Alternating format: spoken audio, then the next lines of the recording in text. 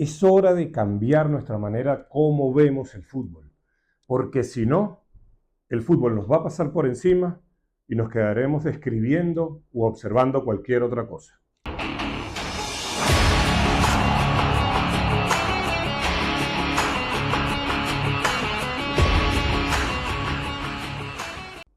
Particularmente, trato de ser muy respetuoso con la historia del fútbol.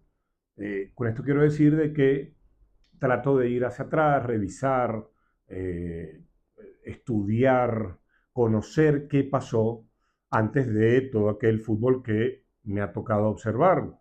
Seguramente es más o menos el mismo en cuanto a tiempo que ustedes. No obstante, una de las cosas que más me ha llamado la atención es cómo al fútbol lo seguimos describiendo de la misma manera que hace 50, 60, 70, 80 años y más. Pero tengo que ser muy claro con lo que quiero comunicar en esta ocasión. ¿Por qué? Porque al final las palabras son prisiones, y que nos ponemos nosotros mismos. Quédense con esto que después lo voy a explicar. Es cierto que el fútbol reglamentariamente ha tenido pocos cambios sustanciales y que al final son 11 jugadores contra 11 jugadores en un campo con una dimensión establecida, gana el equipo que hace más goles, etcétera, etcétera. No obstante, el paso del tiempo nos ha permitido, si quieren llamémoslo la modernidad, nos ha permitido tener nuevas herramientas para observar qué es lo que realmente pasa. No estoy hablando del Big Data, no estoy hablando de esas cosas que realmente no explican lo que está pasando en el campo de juego. Me refiero a las herramientas como la grabación en video, que nos permiten observar un número indeterminado de veces un partido, y que desde esa observación podemos empezar a darnos cuenta que aquello que nos contaban hace, insisto, muchísimos años, décadas, no es que estaba equivocado, sino que era incompleto. Y voy a poner un ejemplo. Y aquí voy con lo de que las palabras son una prisión que nos ponemos. Todavía en el siglo XXI estamos escuchando en la televisión, en la radio y leemos en medios escritos que tal o cual equipo juega con un 4-4-2. Digo 4-4-2 porque es el que se me vino a la mente en este momento. Eso es de una falsedad enorme. El equipo puede, al inicio, antes de iniciar el partido, posicionarse en el campo de esa manera.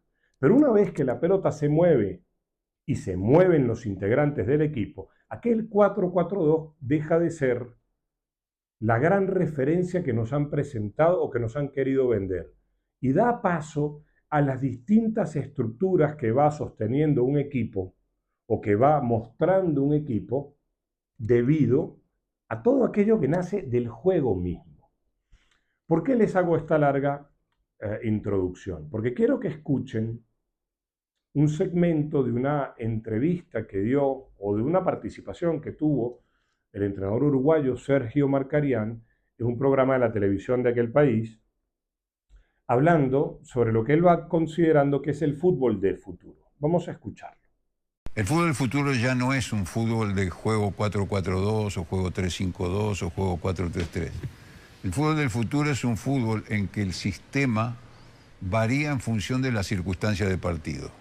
Va a haber equipos que salen con un sistema y que automáticamente, según las circunstancias del partido, con los mismos jugadores el sistema se rearma. Queda muy claro lo que quiere decir Markarián. Esto de 4-4-2, 4-3-3, tiene un momento particular y obviamente es una referencia a la cual se pueden agarrar los equipos en determinado momento del partido para desde ahí reorganizarse. Está bien. Pero cuando nosotros empezamos a ver el fútbol como a los equipos de fútbol como distintas estructuras, es decir, distintas organizaciones a partir de lo que pasa en el juego, entramos a, o mejor dicho, nos sumergimos en la riqueza de este deporte. Porque ese 4-4-2, 4-3-3, 3-5-2 nos está mintiendo no solamente por el movimiento de los jugadores, sino porque nos empieza o nos sugiere que hay tres líneas nada más: la línea de los defensores, la línea de los mediocampistas y la línea de los atacantes.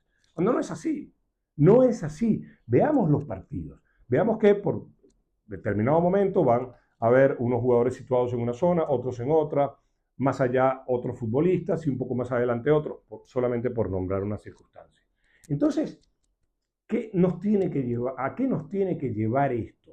A una profunda reflexión de si realmente nos gusta el fútbol o si lo tenemos como el fin para lograr una vida. Y no me refiero a los futbolistas, me refiero a quienes estamos en alguna posición de comunicación, a quienes lo observan, a quienes se enamoran de este juego.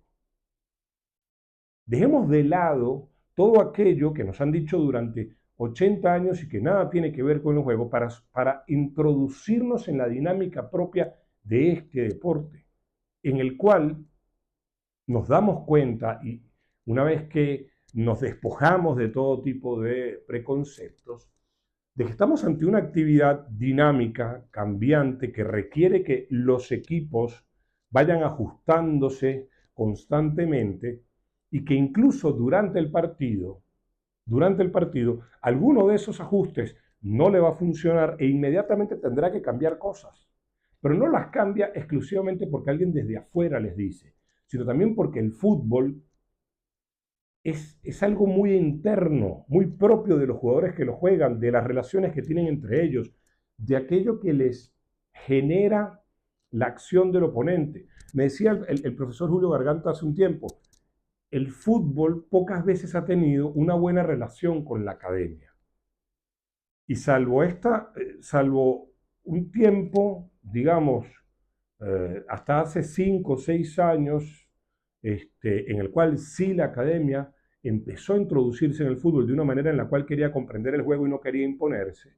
Pido perdón porque la referencia me la dio el profesor Raúl Caneda.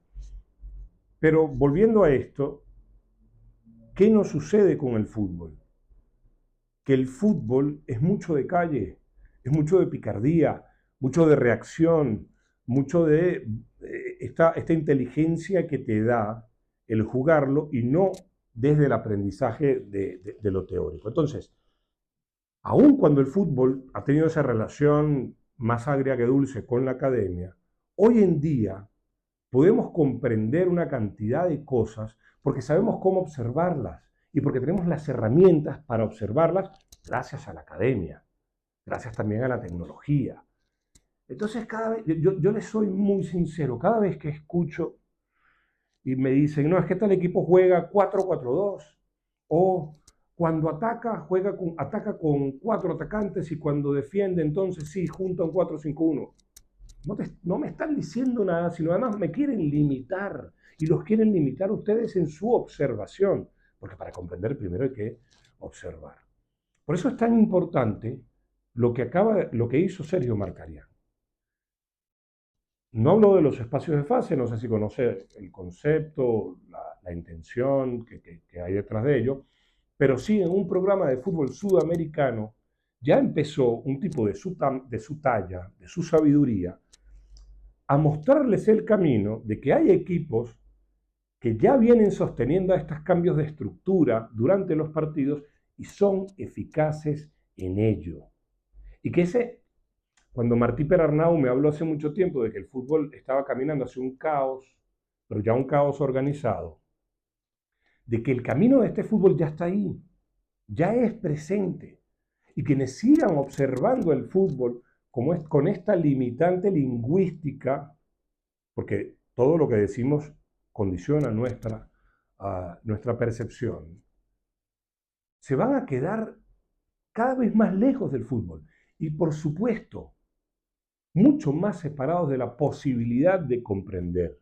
Y esto, ya para ir terminando, no quiere decir que durante una transmisión de un partido de fútbol haya que hacer una larga enunciación de circunstancias. No. Simplemente hay que quitarse más bien el 4-4-2, 4-3-1-2, para hablar de estar reorganizado, fíjense, ocupa mejor esta zona o tiene mayores futbolistas en esta zona porque las circunstancias del partido lo lleva a ello. Es hasta más sencillo, pero sobre todo es mucho más cercano a lo que realmente pasa en este juego. De resto, por favor, de verdad, si nosotros no estudiamos esto, insisto, estaremos hablando de un juego que no tiene nada que ver con aquello que estamos viendo. Está en manos de ustedes.